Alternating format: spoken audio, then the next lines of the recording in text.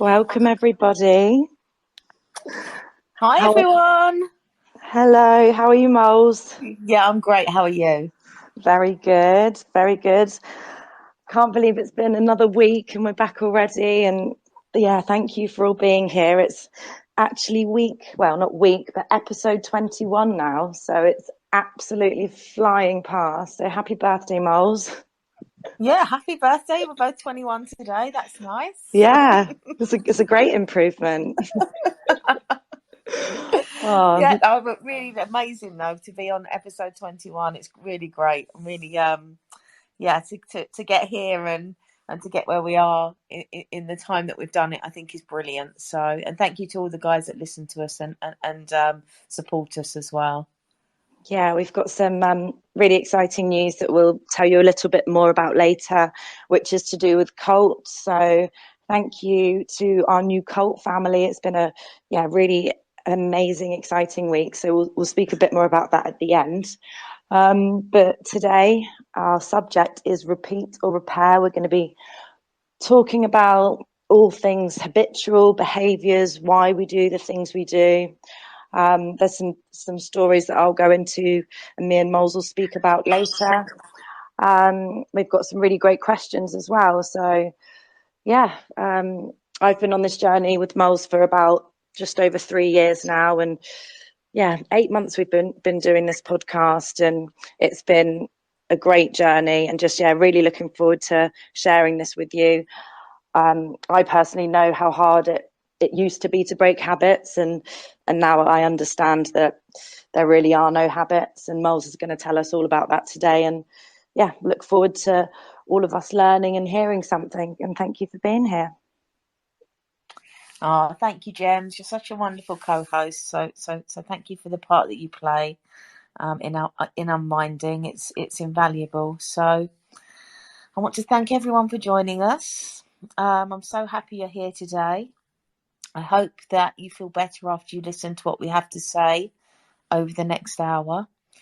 I truly believe if you spend some time with us, you will find something helpful that will reveal inner peace, well-being, and just a better state of mind. So it's about slowing down a little.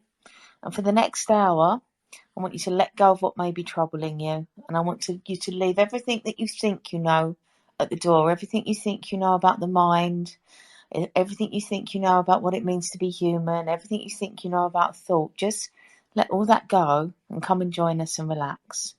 And the other thing is, when you listen to Gemini, it's listen to us as if you were listening to music. Don't try and concentrate on the words or what they mean or over analyze it. It's the analysis that can really cause us problems. So it's dropping out of analysis and coming into something deeper about who we really are. So if you just let it flow over you as if you're listening to your favorite piece of music. And just to let you know that everything is okay and everything will be okay. So today we're going to talk about repeat, because I suppose in many ways we repeat things in many different forms. So we can have repetitive thinking, we can have repetitive habits and behaviours. It's the things that we're looking at here today, though, are the things that we do over and over and over again that we feel are unhelpful to us.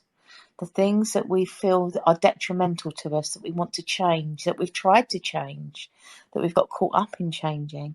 Okay, so repeat and repeat and repeat or repair. You know, it's so simple, and we can really feel that we should have more control over these things. And I'm going to explain to you today a little bit about why that isn't true, why we ultimately don't have the control. Because if we did, let's face it, none of us would have any bad behaviours or habits. We'd be completely at peace.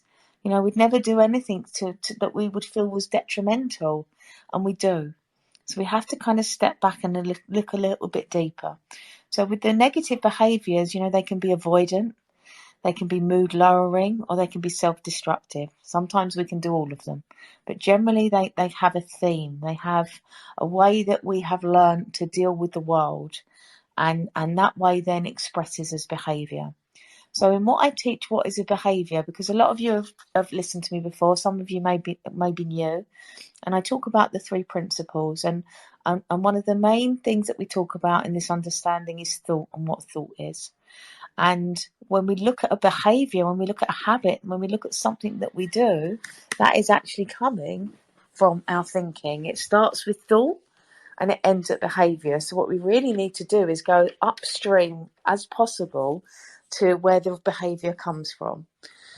Because what you'll see in many therapies, in many ways that we try to control behaviour, is that we look at the behaviour and try and control it from there. So we say, don't do something, stop doing it. And we know that we don't. We know that we can't. It's like something like the diet industry. People overeat or they eat unhealthy foods and they know they shouldn't. And they'll go on a diet and they'll stop eating those unhealthy foods, but it would be temporary usually. And then they'll go back again to eating unhealthily. And it's because that whole industry is looking at behaviour. It's looking at habit.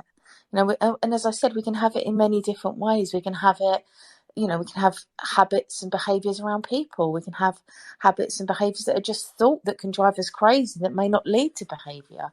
But it's really beginning to see that all of it is coming from thought. Thought is upstream. Thought is where it is the spring from where all this behaviour comes from. So we have to go there. If we want to see change, we have to go as deeply as possible as we can into the human experience, not look at the experience itself, because once we're in habit, we're in it. We're kind of done for in a way once we're doing it. There's no point trying to change it from there. We're already in this cycle of behaviour that is unhelpful to us. So again, different reasons. If you're suffering from anxiety, you may be really avoidant, or you may go into mood lowering behaviours. It's if you look at a lot of behaviours, what are they about? They're about trying to not feel something. Okay, now if we go really upstream, we can see that the habit or behaviour actually started at one point where we may have not wanted to feel something, and we've done something to feel better, and it may have temporarily worked, but then what's happened is our brain has almost got tricked into believing that that's the thing that we need to do every time that we feel this certain thing. And then even further on, it just becomes a habit that we don't even do when we want to avoid feeling. It just becomes something that we do.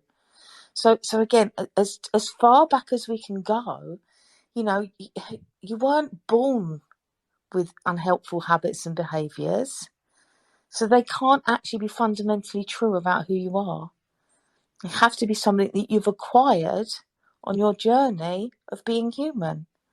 So if we go to this upstream place, if we begin to see, well, it isn't really who I am, it's something that's manifested from me at a certain point, and the deeper that I see it as untrue, the more likely it is to fall away. Okay? So it's literally holding it up, shining light on it, and seeing that it's part of the illusion of who we are. It doesn't actually make us feel better. This is the interesting thing. Often, the thing that we did to make us feel better at one point turns into something that we use that actually makes us feel worse, because we beat ourselves up about the behaviour. We become destructive around the behaviour. We try to use techniques. We try to control it. We try to stop it. We try to eradicate it. But it's all from the level of behaviour. And then as we beat ourselves up, it's like we feel like, oh, I know this isn't good for me. I should know better. And we keep doing it. And this cycle continues and continues and continues. And we feel worse and worse and worse. That if you look from this understanding, if you really look deeply, addiction, alcoholism, all the things that you become the very extremes of behaviour still start in the same place. They still start from thought. The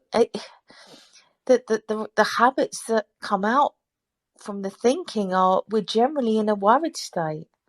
You know, we can be in moods, we can have insecurities, and it comes out as things like hoarding, gambling, overspending, overworking, nail biting, too much Twitter, you know, smoking, drugs, overeating, and it's we have these issues and we wonder why, because we know they don't make logical sense.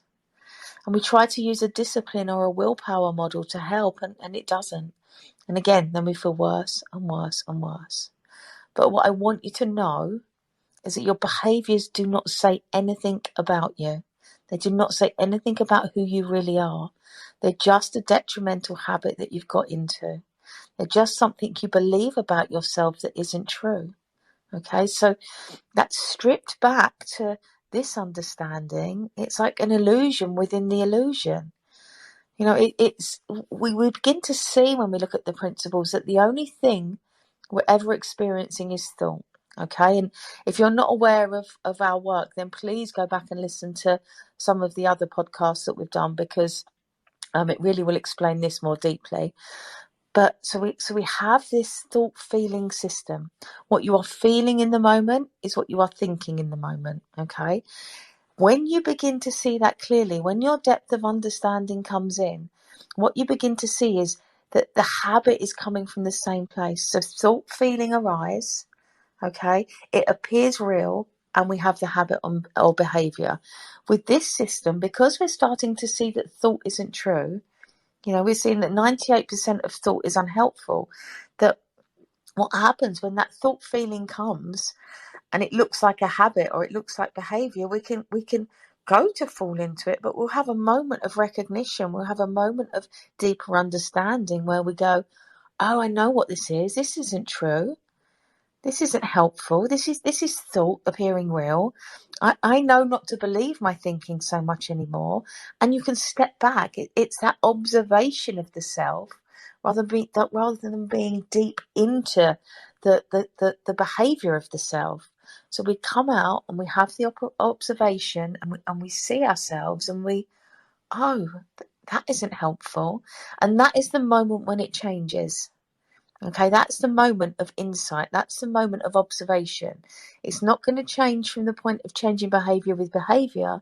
It's going to change from the moment when you can step outside of yourself. You can observe yourself having the behavior. You see that it's coming from thought. You see that it isn't true. You see that it's part of the illusion of thought, and it falls away. At that point, and trust me, you know, I've experienced this for myself, and so has Jem, and so have many of my clients.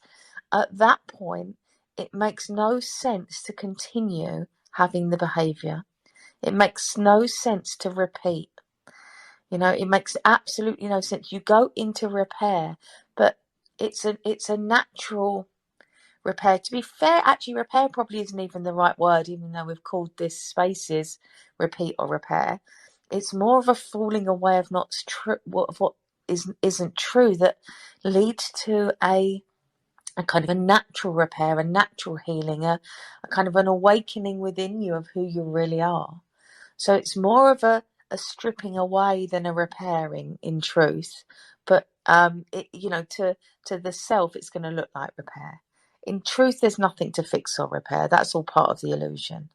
So again, your behaviours do not say anything about you. There is absolutely no value and no change can be created by you beating yourself up around your behaviour.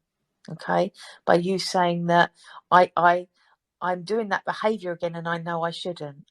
That will just add more unhelpful thinking, which will actually make you feel worse, which will probably lead to more behaviour that is unhelpful.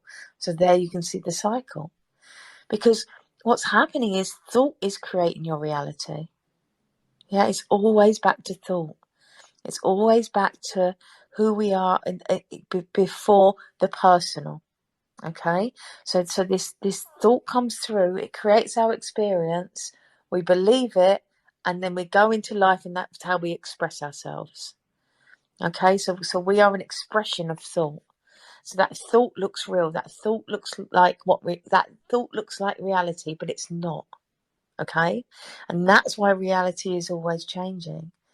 That's why I've said many, many times, your life looks the same day to day, but what you're actually experiencing is some days you think your life is great and sometimes you don't, because thought feeling is coming through creating that experience. Okay, so any habit, any behavior that you have can be changed, but it's from a different space than you've previously tried to change it. This is a very, very powerful implication of the three principles understanding that I teach, and there are many. There are many implications of it, but one is suddenly this freedom from believing in the habit or believing in the behavior, and seeing it from in a different way, because any behavior that you do is you saying that there is something outside of me that I need to feel better. Okay? And that fundamentally isn't true. There is nothing outside of you that you need to feel better. There is just the illusion of the outside world and things in it that make you feel better. Fundamentally, what's true is everything that you need, you already have within you. Okay? Everything that you believe that you need in the world to make you feel better does because you believe it, not because it intrinsically contains something that will make you feel better. You have applied that thinking to the outside world. Yeah, you have made up that will make you feel better, and through that process, that thing will seem like it makes you feel better. Nothing outside of us contains our feelings. That's all on us. Okay, and what really proves that to be true is everybody on this call will have a different thing that they think makes them feel better. That there'll be a different thing that they think they need to be okay. Okay, so if the outside world had something in it that made us feel better, we would all want the same thing, and we don't, because we've all made it up. Okay, we've all made up through via this thought system, and via the feeling system, which is brilliant. Because if you think about it, the thing that you think you need to feel better creates a feeling within you, which then compounds it and makes it look really true. Okay, so what we're doing here, we're moving away from the old ways of trying to control behaviour, the old ways of trying to control habits. And we know they don't work. We know they don't. Again, you may be able to do it temporarily with control and willpower, but most often you'll bounce back again into the unhelpful ways that you were before. So in a lot of therapies, they point towards coping. They point towards the tools that you may need. This is different. Okay, this isn't something that you have to cope with or you need a tool with to deal with for the rest of your life. Once via insight you see that it's untrue, they will look different, they will fall away. When you explore what Gem and I are teaching here, the behaviour, the habit will just not make any sense. I mean, I've probably got some that I still have, but so many have fallen away. So many things that I am sure I thought I needed just don't look the same anymore. I haven't got that. I haven't got the a better way of putting this. It doesn't make sense to me anymore to outsource my well-being. My well-being is mine. It doesn't make sense to me anymore to use something to change my mood. Okay, it just doesn't. Now, occasionally, can I fall into the humanness and believe that it does? Of course, we're not curing being human here. But what we have is that there'll be a point where suddenly I'll see that, oh, that isn't helpful. And generally when that happens is because I am in a low state of mind. And when I'm in a low state of mind, I can get caught up more easily in thinking and think that I need something. For me, it's probably moved deeper and further away from things, material things, and I don't drink. So, it's not in that world of form. But if I suppose for me, it could be people. It's like, oh, I really need that person in my life to be okay. But guaranteed I'll be in a low state of mind when I think that. When my mood rises, when my state of mind becomes higher, I truly see that there is nothing. I really do. It's like It just doesn't make sense. I know that objects do not contain feelings. I know that when I'm falling into the feeling that they do, I've just fallen into an old pattern of seeking to feel better. And I don't need to do that. I don't need to cope. I don't need any tools. I just need for thought to fall away. And that's really interesting when I work with clients. They can come on the call with the weight of the world on them. And it can really look like they have some problems and some big issues. And sometimes, they do have things to take care of in the world. But there'll be a point on the call where suddenly their consciousness rises, their mood rises, their state of mind, is elevated, and suddenly they look different. And we get to the end of the call, and I go, how does that look now? How does the thing that you came to me with look? And it would look completely different. It really will. It will be night and day, and that's true for all of us all the time. Okay, so again, when we don't feel great, when we're in a low mood, that is when we tend to exhibit the behaviours that are unhelpful.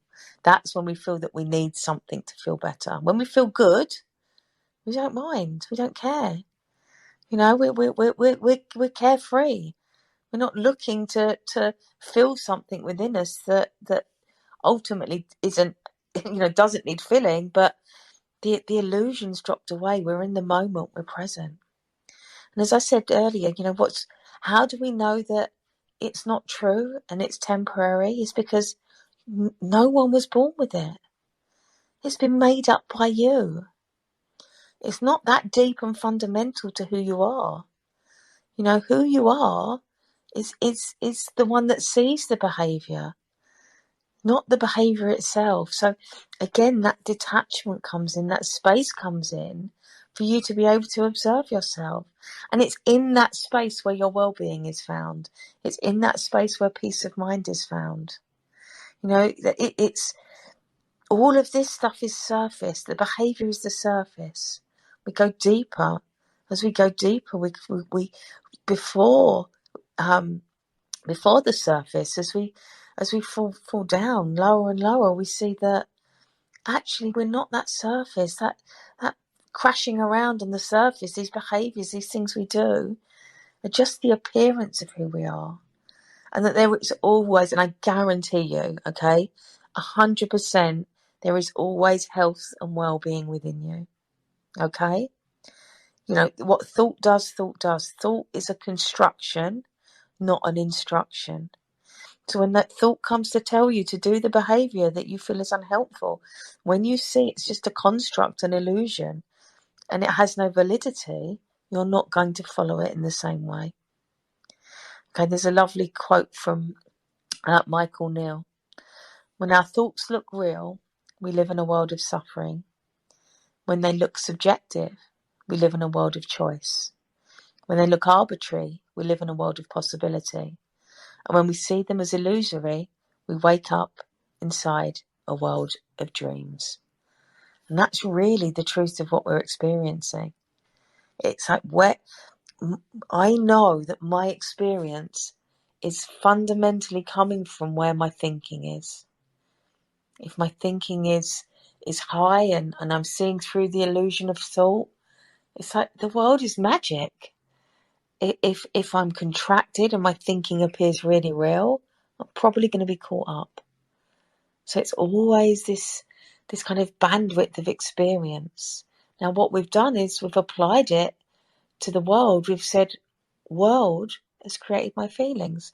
Life has created my feelings. People have created my feelings. I need now to quell those feelings, to deal with those feelings with behaviours. Okay, but when you begin to see this, you see that it's thought feeling. It's only ever thought feeling. That is what you're experiencing. Then the world gets to lose its power. You don't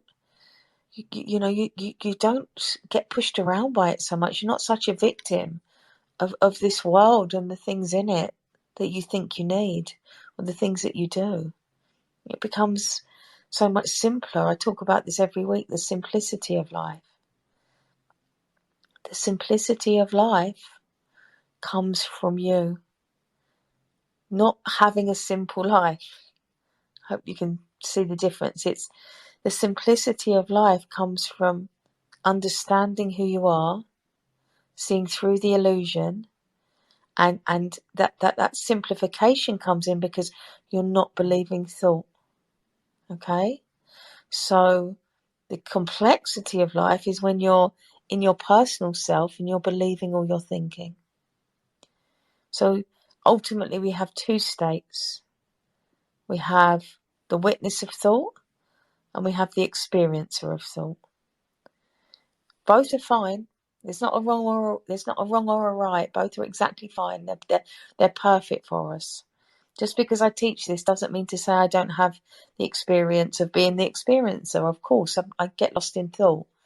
But you also now have something else, something deeper, which is accessible, which is this deep observation of who you are, this deep observation of your thinking, this deep observation of life. And it's in there where this piece is revealed. It's seeing that and touching that where these bad habits and behaviours begin to fall away. They don't fall away because you work on them.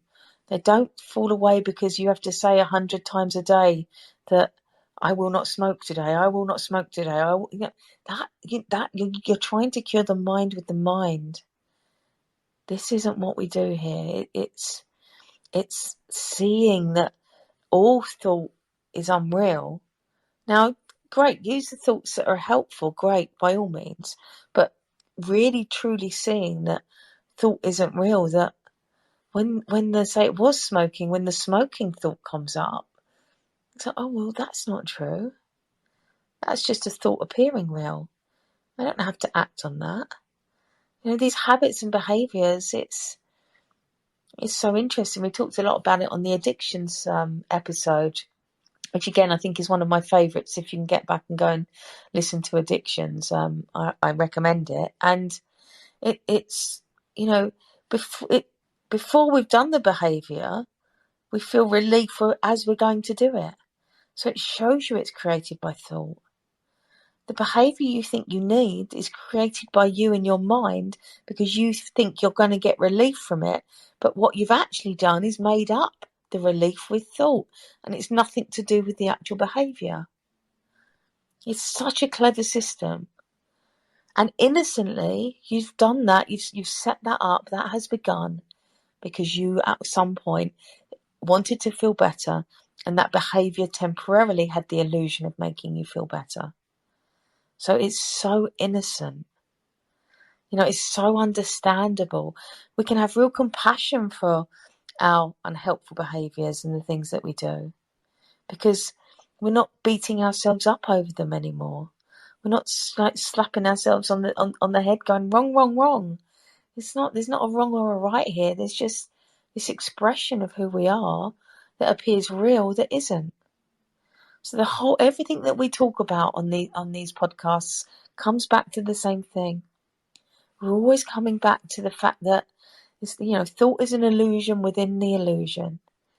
That you're not your behaviours, you're not your habits. They're just something that take form in you from time to time. Something that appear real from time to time. There's times where you're not thinking about it, or the behaviour, and you're not thinking about it, and you're perfectly well. You're perfectly fine. You're in your well-being. But there's times where that thinking comes in and it grabs you, and it looks like the only thing that you can do to feel better is the behaviour that you've always done. But again, repeat or repair, repeat or repair. It's a cycle. Actually, the answer is see all of it as untrue. There's nothing to repeat and there's nothing to repair. Everything is thought. You'll always 100% have your well-being intact. You always have peace of mind. There's nothing to cope with. It's habit is also, we can have habitual thought that doesn't lead to behaviour. We can just have thinking that drives us crazy. I was a real victim of that before I found the principles. My thoughts used to drive me mad. And actually, now that I know they're not true, they don't have that power. Can I still get some habitual thinking? Of course. But do I know it's not true? Absolutely. Because I understand. I've had many conversations. I've had deep dives into what thought is, rather than the content of thought. That's what we're here to do. We're here to have this conversation with you, because up until I found it, I'd never had a conversation about what thought actually was. I'd always got stuck into the content of my mind, what it was saying, how trying to solve the problem of me, the problem of mind, the problem of my feelings, the problem of my behaviours. I didn't need to do that. I needed to come deeper and experience that thought is something that comes and goes, that isn't true, that really doesn't say anything helpful very often. Again, there can be helpful thinking, but 100,000 thoughts a day, we know a lot of them aren't helpful. So this thinking comes and this thinking goes. All I had to do was see more deeply who I was, that I wasn't that thinking, that I could observe it, that it was an energy, that I wasn't responsible for it. That was another thing, that there was so much relief for me when I understood that I wasn't actually creating thought. Because what I'd believed up until I found this was that I was creating thinking in my head. And because I was in a bad state mentally all those years ago, I believed that I was a bad person because I had quite horrible thinking. So that thinking that was going around, that habitual thought that was quite dark, I felt I was responsible. I thought it was a reflection of who I was. And what I came to understand was it was nothing to do with me. It was no reflection of me. It was thought that came and went. If I didn't get involved with it, if I didn't say it said something about me, it could just pass.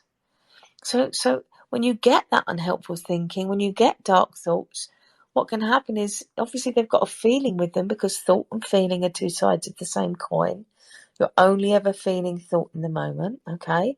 So when this thinking comes and we feel it, and then we get scared of the thinking, or we feel responsible for the thinking, then obviously the feeling's going to get even worse. We're going to feel even worse. So what we need to do is always remember that we're only ever experiencing our own minds. That puts us back into a position of power. That puts us back into a position when we are not a victim of life. Okay? We're never a victim of life. It's where our thought is going. It's what our thought is doing.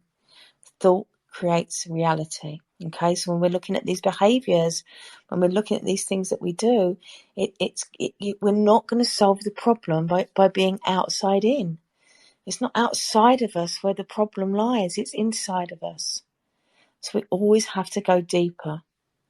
We always have to find out, go to our state of being. It's like who am I being? Not what thought is saying. We know thought is absolutely, full of crap so many times. It's detached from that. Become the observer, become the witness. It's there where peace is found. It's there where we're able to access the deepest part of ourselves, where we get to actually have a better experience of life, because we're not messed around by our mind. We're not in the past, in the future. We're present, because suddenly we have a deeper understanding of who we are. We're seeing through the illusion. We're seeing through the thoughts that really have, thought can be a cage. It can be a prison. And the prison can look real, but again, we're not going to get out of the prison of thought by using thought, by analysing thought. It's often analysis keeps us locked in the prison. It's before that. It's understanding that the prison is an illusion, that thought is an illusion, that, of course, we can have thinking come through us that's amazing and helpful and creative and wonderful, but we also have the opposite. And where the three principles come in, where what I teach comes in, is when we're in that opposite, when we're in that unhelpful space, when we're in the bad habits, when we're stuck in our heads. Gem and I have both went through some very dark times, and both have went through many different coping strategies, techniques, therapies, you name it. I'm sure between us, Gem and I tried it. But for me, 9 years ago, for Gem, a few years ago, coming across this understanding and really seeing who we are, really, really exploring the depths of who we are rather than who we think we are, the personality and the character. Now that's all made up. That can change. But going back to the depths of who we are is where peace is found. It's where healing comes in. And it's where all the stuff that we probably felt was part of us that maybe we couldn't be free of, suddenly we see that we can be free of. Suddenly we see that we can have a really different experience of our lives, not by changing the outside world, but by changing our inside world. Now, the paradox is when we change inside, it tends to change outside because it's a reflection of us. But it's that going within. You know, for me, it's so huge. It really is the key to lasting change. Again, we can have temporary change by looking at behaviour, by managing the world. But lasting change, true change, comes from insight. It comes from realizations. It comes from fresh thought. It comes from that point of really seeing, oh, I'm not that behaviour. I'm not that thought. I'm not that darkness. I'm not that anxiety. I'm not that habit. I'm something so much more than that. And again, when we see that, the victim mentality falls away. And we all know we're living in a world today, which, you know, to me, that victimhood has become a disease. It's become something that so many people are innocently suffering from. You know, I don't, you know, that they're just believing thought that isn't true, but it's rife. It's everywhere. It's everybody wants to be a victim, and it's like, no, you know, it's not in it's not in the outside world and these differences where the world is going to find peace. It's going within. It's seeing who we are. It's the depth of who we are where we're going to find peace. It's seeing that we are one that's going to heal the world. It's not focusing on where we're different and wanting those differences kind of pushed in people's faces. It's so much more than that. It's the separation is an illusion and everybody's going in the wrong direction. Come before separation. Come back into the truth. It's like there's one energy that's created all of this, all of us. There's a shared humanity. There's a shared being. From there, we all just love each other. Everything's amazing from there. You know, we understand each other. But unfortunately, the world has gone in such a direction now that people are just lost. People are so lost. And again, this is why Gem and I are doing this. It's to bring people home. You know, someone that is living in their victim mentality, someone that believes is out to get them, the world is out to get them, people that believe that the thoughts in their head are true and living in a very dark place. They just need insight. They just need that moment of clarity of seeing that, oh, my thinking isn't true. That was my big one 9 years ago. Wow, thought isn't true. And I've created my world via thought. So it was such a huge shift. And suddenly I saw I'd created all of it. Everything was created by my own thinking. And from that moment, from that insight, my life changed. My thinking changed. My beliefs changed. My behaviours changed. The world I just woke up. I'd been asleep for all those years and I had been seeking for many, many years the answer to what being human was and enlightenment and all of those things. And then I went into this dark place and then I had this awakening via the principles and that changed everything. And from there, life just got better. And that's what we're offering you here. It's life can change. You know, it changes and it starts with you. So all the things that you're trying to get in the world, all the behaviours that you're doing to try and manipulate your state of being won't work. It's coming home to who you are. And I think we all, you know, we are all that. This isn't special to me. This isn't special to Gem. This isn't special to the people that we've taught or that I've worked with. This is all of us. We are all that. And it's just that remembrance and that coming home that allows us to recover, to repair, to heal, and to really just have a much better, happier life. And I've been talking for ages, as I always do, so I'm going to hand over to Jen. I always say that was wonderful, but that was really wonderful. Thank you, darling. No, it really is. And it just, well, most people know, and you definitely know sort of my story, but from a young age, I was told that there would always, because of certain things that had happened to me, I would always struggle with my mental health. And I was told that from 12, 13. So for me, I've tried everything up until, up until working with you, everything under the sun, and everything that I was trying to do was confirming that I was broken. So if you look at it logically, none of that is ever going to work. So when I first started working with Molls, I couldn't quite believe it, because I was like, oh my goodness, it's this simple. I've spent so much money. I've been to, see so many different people, different medications, just trying to figure out what the hell is wrong with me. And you're telling me there's nothing wrong. And then I realized actually it was probably a lot of all of those other things that were creating this. And it was, it was a huge wake up, a huge life changer. And it's just even tiny things I noticed today. Like my house is really, really tidy. And normally I was a really messy person, and it used to do my head in. I was like, how can I be more tidy? I need to be more organized.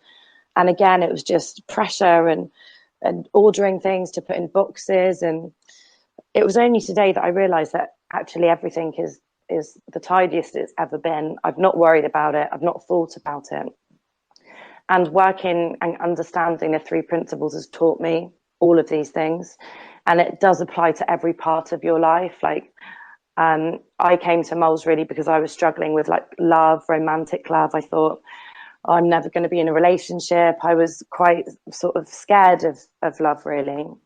And I had a few crappy relationships in my early teens, late 20s. And I literally felt like I was meeting the same person over and over again, like different places, different faces, same situation. I couldn't believe it. I felt like I was cursed. So at about 23, I was like, okay, screw this, not happening anymore. So just have pretty much been single ever since. And since I've worked with Molls, the people I've met are amazing. I just don't attract that kind of negative person. And if there are negative people around, I can spot it straight away. And it's just, it's really quite amazing how you guys will see how it affects tiny different parts of your life, just being in the conversation. Things that I didn't think were a problem, I've realized actually I've been doing that habitually without thinking it through. Like relationships that I've had with people, friendships that I've thought were going to be forever, but when I actually break it down and look at it, there was really the only thing that kept us in common was going out drinking, and I don't drink anymore. So much has changed, and it's all because I am aware of me. And anyone who's ever had any other sort of traditional therapy or anything, this is completely different because there's nothing really to do. And that's why sometimes, Molls, it can be quite hard to explain, because it sounds like, oh, well, where's this magic fairy powder coming from? What is it? But it's just literally understanding that our thoughts are not who we are. Those labels that not only do we give them to ourselves, it's a mental health epidemic. When they're making money from us to be ill and sick, and we don't need to do that anymore, because it is so simple, and we don't need to live in fear just by sort of understanding these things. So yeah, amazing.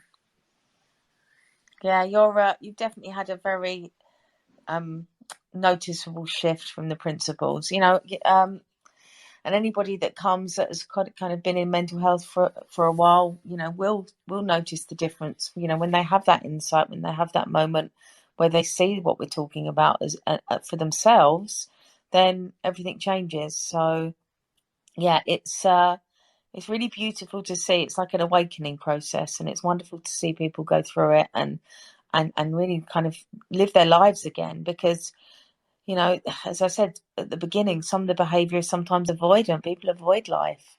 Behaviours are so many. They can't. Everything's really a behaviour when you look at what we do. But it's the unhelpful ones and that avoidance of life. It's like life's for living. For me, I remember when I had my insight 9 years ago, and one of my best friends was in Australia. She was out there for a while, and I messaged her and I said, I'd been having some sessions around the three principles, but I hadn't really heard much. So I got a book called The Inside Out Revolution by Michael Neal, and I wasn't very well, and I read that book in a day, and I literally just had such a huge shift, such a huge insight. And my first insight was into thought. And I remember messaging my friend in Australia and saying to her, you've got to get this book. And she's like, oh, back in a couple of months, I'll get it then. I was like, oh, okay. But, I know she'd suffered with some anxiety. And I said, I really think you should read it, though. And she said something back, and we kind of had this kind of back and forth. And then I messaged her and I said, well, life's for living. And I hadn't really been living life. I'd been in a bit of a bad way for a little while at that point.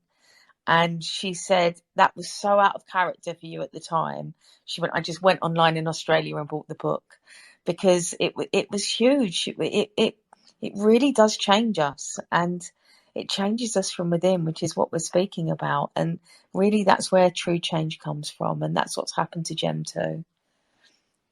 So Gem, did we have any questions? We do. We've got quite a few questions. I was going to ask if anyone else wants to send any, but we're trying to be strict and keep it to the hour because we've done a couple of hour ones now. But if there is anything anyone wants to ask, just message me or request. But so to do with repeating and repairing, someone's basically in a relationship and it's not a great relationship. They feel like they're idolizing it. Even though they know the relationship's not good for them, he just keeps thinking about how it used to be or what it could be. But the reality is making him quite unhappy, and he can't really see it for what it is. And he wants to get out, but can't, quite see the reality, and is lying to himself, basically. Well, again, that's part of the illusion of thought, isn't it? We create. Part of the illusion will create people, and we won't see them as they are. We'll see them as we want them to be. And really, the only answer, as far as I'm concerned, is you see more deeply the illusion of thought, that you have created that person in your mind that isn't the reality. I would say usually the temporary illusion, even on its own, tends to fall away. And I think, for a lot of us, we've created illusions of people and then we've seen them differently over time. But it's that you have to explore yourself. It's not the other person. You have to go inside yourself. Don't look outside, go in. It's like, what is it in you that feels that need? It's thought. Sometimes you can have an insight and see that the thought is around a certain issue, but generally you just need to see that it's coming from thought, that it's part of the illusion, that really often that person probably isn't even in the room. Isn't even in the room. You're making up that person. And to be fair, that's an extreme version, but we do it with everybody. We're always making up versions of people. You'll have some people in your life and everybody will see them in a different way. Yeah, and no one's a set person. Everybody, again, is a projection of thought, an idea that we've made up. It's just that sometimes these ideas can get really compounded. They can become really solid and concrete because there's something in us that wants that person to be that way. But self-reflect, look at who you are. Look at what you're making up. Look at why do you need that person to be that way? Why do you need that person in your life? It will come from your insecurity. It will come from your insecure thought. It won't come from truth. But relationships are an amazing teacher. They will teach you so much about yourself. So again, it's like look within. What's going on for you? That for me is the key. That's the answer. And when we do that, then yeah, you may stay in the illusion for a while, but at some point the bubble will burst and you'll see that person for who they are. And you may still be with them, want to be with them. The relationship could still work out, but maybe it won't. But you'll be more in the reality of it than the illusion of it. That was a really beautiful answer, and it leads on well to Toro has a question, and I know he won't mind me saying his name, but hi Toro, he's always supported us and we love you from the beginning. Hi Toro, love you. So his question is, why is it that even knowing it's a bad habit and being conscious of the consequences, we still do it? We still do it like we don't care, even though we do. And knowing that leaving the habit will infinitely benefit us, but we keep doing it anyway. Because we are trying to cure the habit from the same place that the habit comes from, which is the lower mind. Yeah, so it's like the habit's not going to come from a higher state. The habit's going to come from a lower state. And what we do is we beat ourselves up about the habit from the lower state too.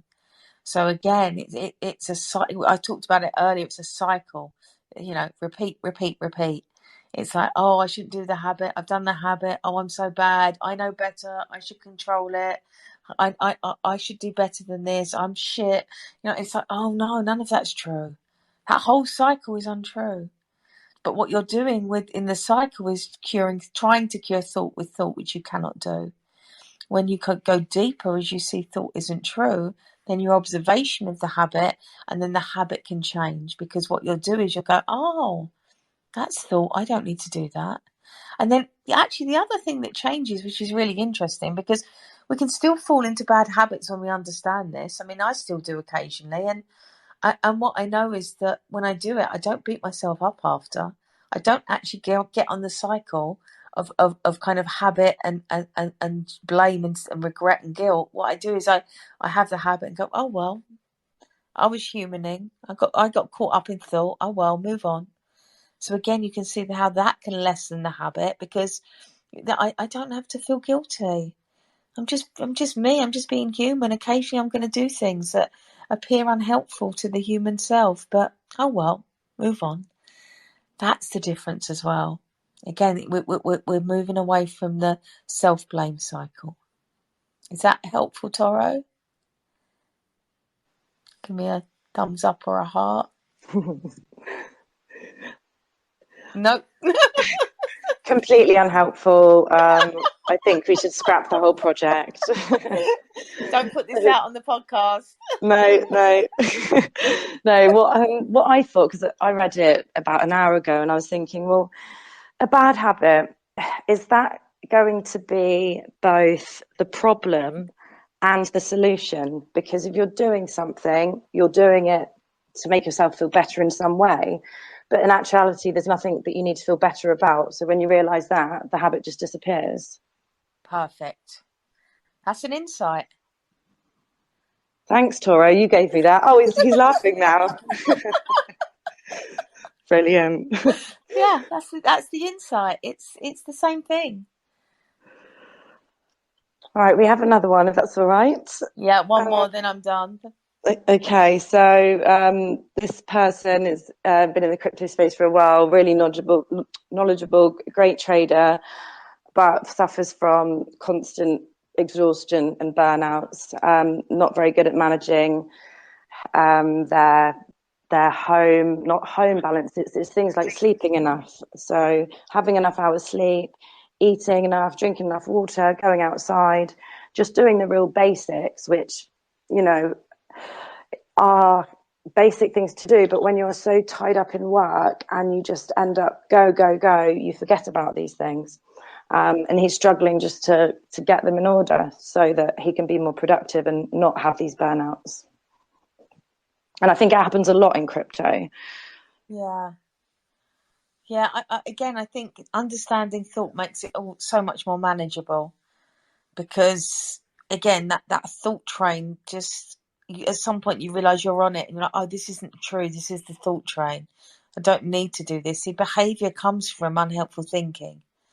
So the more we see the principles, the less unhelpful thinking that we have. Or actually, maybe it's not even the less unhelpful thinking, the less we take note of the unhelpful thinking. It just becomes something that comes and goes. It's a wave. It appears, it disappears. So I think for that burnout state, it's, again, don't go out in the world to try and change it. Go within to try and change it. Look at who you are. Challenge your ego. Challenge your mind. It's that. What's thought doing? Thought comes, thought goes. Okay. If you're believing that as a trader you have to go into burnout and stress is the way, then you're just seeing it in the wrong way. You're not seeing it in a helpful way. You don't have to stop 24/7 to be a trader. You can there are traders that have completely normal, healthy lives. But it's what are you applying? What are you saying it looks like? What are you doing? It all comes from us. So we're not a victim of trading. We're not a victim of the screens. We're not a victim of the numbers, a good trade, a bad trade. What we're having is the experience of thought looking real. Okay, so go deeper, see thought as untrue, discover who you are, because it does lead to a healthier state of being, because you're more in touch with who you are. You're not living so much from the outside. You're not living so much from the ego. You're not living so much from the idea of self. That's all made up. The character, the self, it's an illusion. It's not true. It's something that appears. It's something that disappears. Okay, so this character, it has the potential to constantly change when you see that. But when we think we are the character, it's stuck. Okay, so we're seeing the changeable nature of who we are rather than it being solid. So when it's not solid, that change can come in, and you can change how you trade. You can change how you operate in the world, how many hours you stay up. You become more alive, you become more alert, you become more relaxed at the same time, which is interesting. But you become more in touch with life, become more available to life. So I think, again, if I'm being honest, that behavior can also be an avoidant behavior. So I'm just going to stay in, I'm going to trade, I'm not going to go out, I'm going to go into burnout.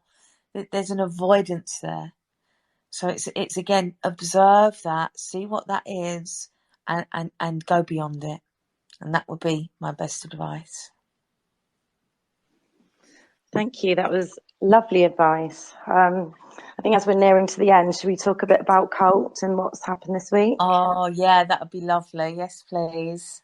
Yeah, we've had a very exciting week. I think most of you, or some of you know, we've been spamming the timeline, to be honest. But yeah, check out Cult DAO if you haven't heard of it. But basically, they are an amazing community of people that have created this machine that is empowering Web3 decentralized projects, programs, and our proposal was put forward, I think, a week ago, and it passed.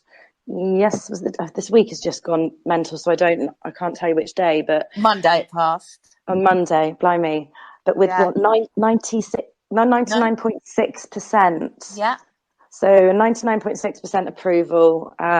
So it means that we've been helped with some funding. We've got a huge new cult following family that are sort of giving us so many ideas about where we can take the project. So it's just, yeah, it's been amazing how quickly it's grown, and this week has been amazing. So thank you to everyone, obviously, for supporting us and who voted for us. But just can't believe it, can we, Molls? We're so happy and proud of what we're doing, and just really couldn't do it without you guys. So thank you. Yes, it's amazing.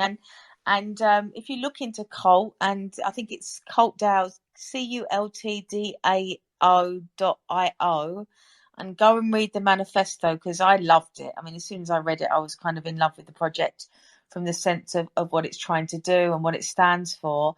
And they do support and fund crypto projects, but what they wanted to look at as well, and what they do look at, in fact, is projects that are looking to change the world and help the world, which we fell under, because obviously we're not a cryptocurrency or a token, but we really have a passion for changing the face of mental health in the world. And what was wonderful is that they saw that, and you'll see the resonance if you go to their website and have a look.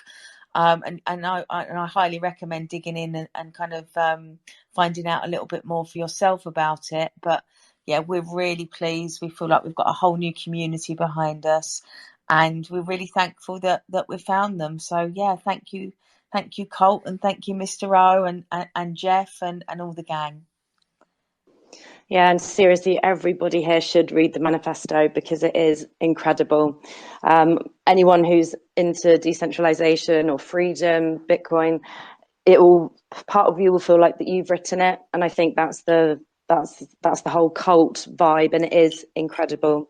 So I'm just going to say, we don't need to repeat and repair all these labels, all these things that we've been told, all this bullshit. It is unimportant. It's not who we are. It's not about familiarity. It's not what we're taught to believe. Nothing to do with our parents. All of these things we can really just move on from right in this moment. All the social stigma and believing you're unworthy, that's all taught. It's not who you really are. So just want to say love you guys, and thank you very much for being here. Yeah, you can find us as well on obviously on Twitter, because you're with us now, but we have our website, which is www.theunmindingproject.com. And yeah, we're here every Thursday. We're on Spotify, we're on Apple now, and we're on Fountain. So all our past episodes can be accessed. And if you want to privately get in touch with me, then my website is www.samanthahurst.me. My real name's not Molls, but but all of my work is on there. You can see everything about the principles, and it goes a little bit deeper into what I do. But obviously, you can contact Gem or I on Twitter anytime. Thank you, everyone, and we'll see you next week. Lots of love. Thank you, everyone. Bye. Thank you, everyone, and we'll see you next week.